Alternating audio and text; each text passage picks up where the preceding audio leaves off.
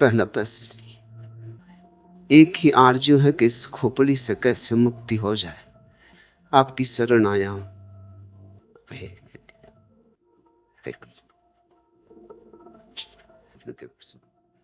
खोपड़ी से मुक्त होने का ख्याल भी खोपड़ी का ही है।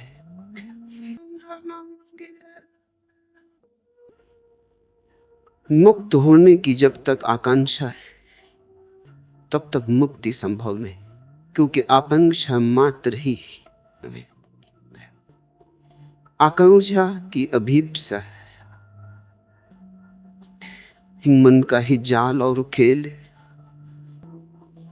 मन संसार ही नहीं बनाता, मन मोक्ष भी बनाता है।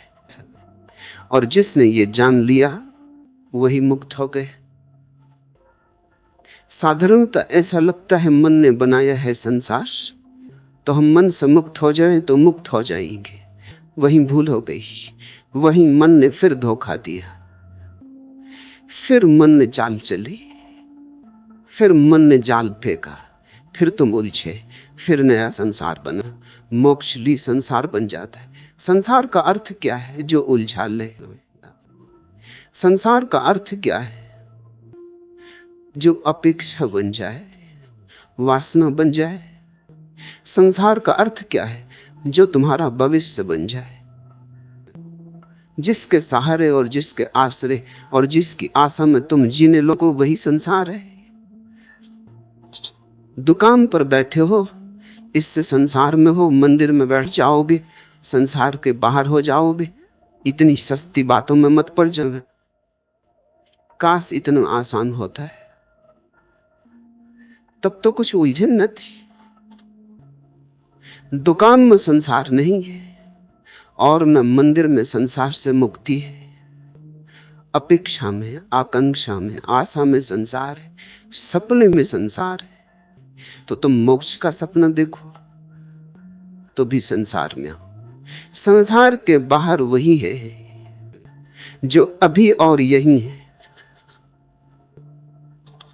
लेकिन इसका तो अर्थ ये हुआ कि मोक्ष की आकांक्षा भी छोड़नी पड़ेगी, अन्यथा मोक्ष के बहाने भी, मोक्ष की वासना से भी तुम नए नए संसार बनाते चले जाओ। समझना काफी है, छूटना नहीं है। छूटना किससे? किसी ने बांधा होता तो छूटते, किसी ने बांधा भी नहीं। बंधन कहां है? बंधन से छूटने की जल्दी मत करो, क्योंकि यह भी हो सकता है बंधन हो ही ना, तब तुम छूटने की कोशिश से बंध जाओ। और अगर बंधन नहीं है तो छूटोगे कैसे? बंधन से छूटने की कोशिश मत करो, बंधन को जानने की कोशिश करो कि बंधन कहां है। पूछो, जिज्ञासा करो, वासना मत करो। विपरीत की वासना भी वासना है। तुम कुएं से बचते हो, खाई में गिर जाते। इससे क्या फर्क पड़ेगा कि तुमने गिरने का ढंग बदल लिया? तुम बाएं गिरे कि दाएं गिरे, इससे क्या भेद पड़ता है? जिज्ञासा करो कि बंधन कहां है, बंधन क्या है। बंधन को भर आंख देखो, इसी को बुद्ध ध्यान कहते हैं, अप्रमाद कहते हैं कि बंधन को बड़ी आंख से देखो। तुम्हारे देखने देखने में तुम पाओगे बंधन पिघला, बंधन गया, क्योंकि बंधन तुम्हारी मूर्छा है। अगर तुम जाग के देखोगे कैसे टिकेगा? बंधन वस्तुता होता है तो मुक्ति का कोई उपाय न था। बंधन केवल ख्याल है। ये बातों से बात निकल आई है, पर कुछ है नहीं। एक युवक भिक्षु नागार्जुन के पास आए और उसने कहा कि मुझे मुक्त होना है।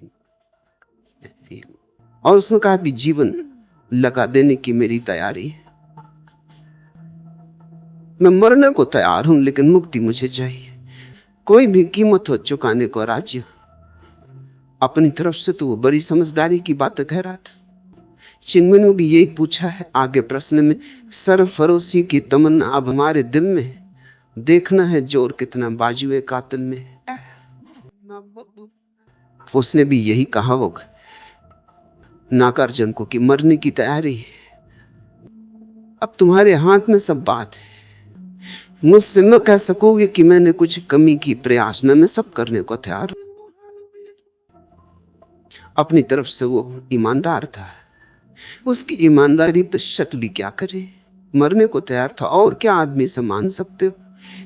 लेकिन ईमानदारी कितनी ही हो भ्रांत, नागार्जुन ने कठैश एक छोटा सा प्रयोग कर, फिर अभी इतनी जल्दी नहीं मरने मारने की, ये भाषा ही ना समझेगी, यहां मरना मारना कैसा। तो 3 दिन छोटा सा प्रयोग कर, फिर देखेंगे। और उससे कहा कि तू चला जा सामने की गुफा में, अंदर बैठ जा और एक ही बात पर चित्त को एकाग्र कर कि तू एक भैंस हो गया। भैंस सामने खड़ी थी, इसलिए नागार्जुन को ख्याल आ गया कि तू एक भैंस हो गया, सामने भैंस खड़ी। उस युवक ने कहा जरा चिंतित होकर कि इससे मुक्ति का क्या संबंध। नागार्जुन ने कहा हम 3 दिन बाद सोचेंगे, बस तू 3 दिन बिना खाए पिए बिना सोए एक ही बात सोचता रहे कि तू भैंस हो गया। 3 दिन बाद मैं हाजिर हो जाऊंगा तेरे।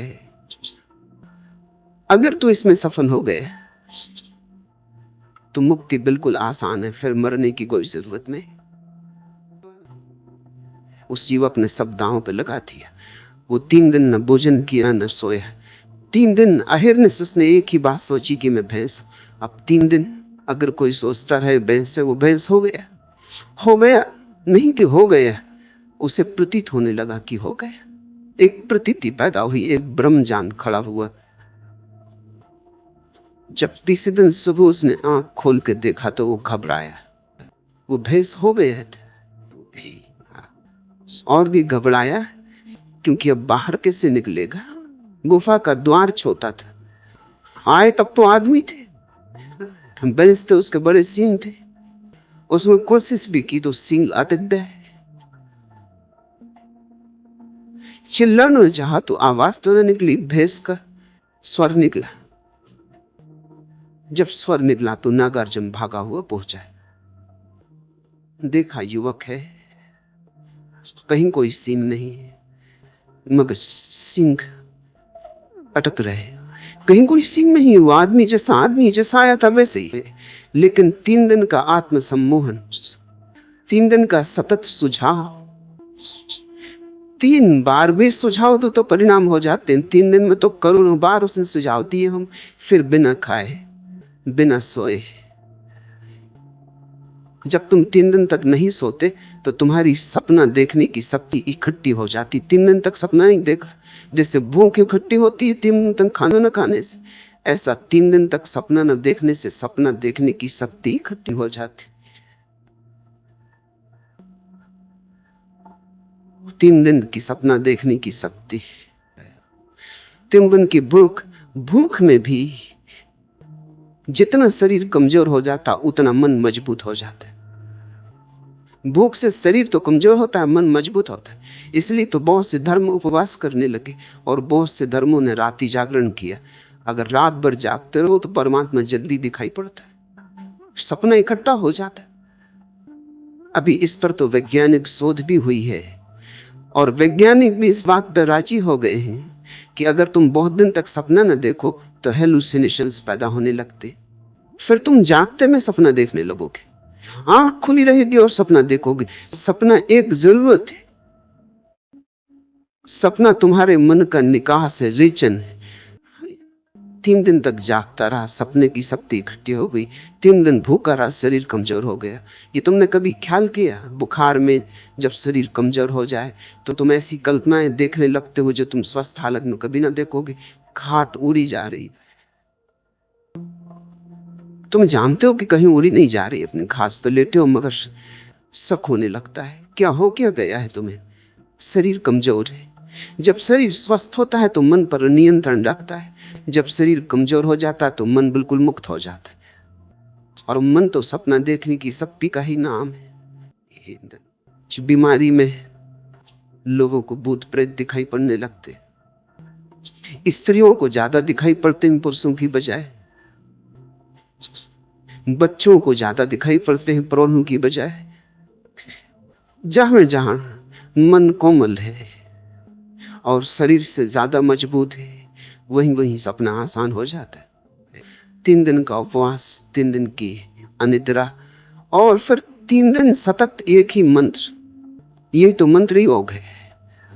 तुम बैठे अगर राम राम राम राम कहते रहो कई दिनों तक, पागल हो ही जाओगे। एक सीमा है झेलने की। वो 3 दिन तक कहता रहा मैं भैंस हूं, मैं भैंस हूं, मैं भैंस। और भैया मंत्र शक्ति काम कर गई। लोग मुझसे पूछते मंत्र शक्ति, उनको मैं ये कहानी कह देता, ये मंत्र शक्ति है।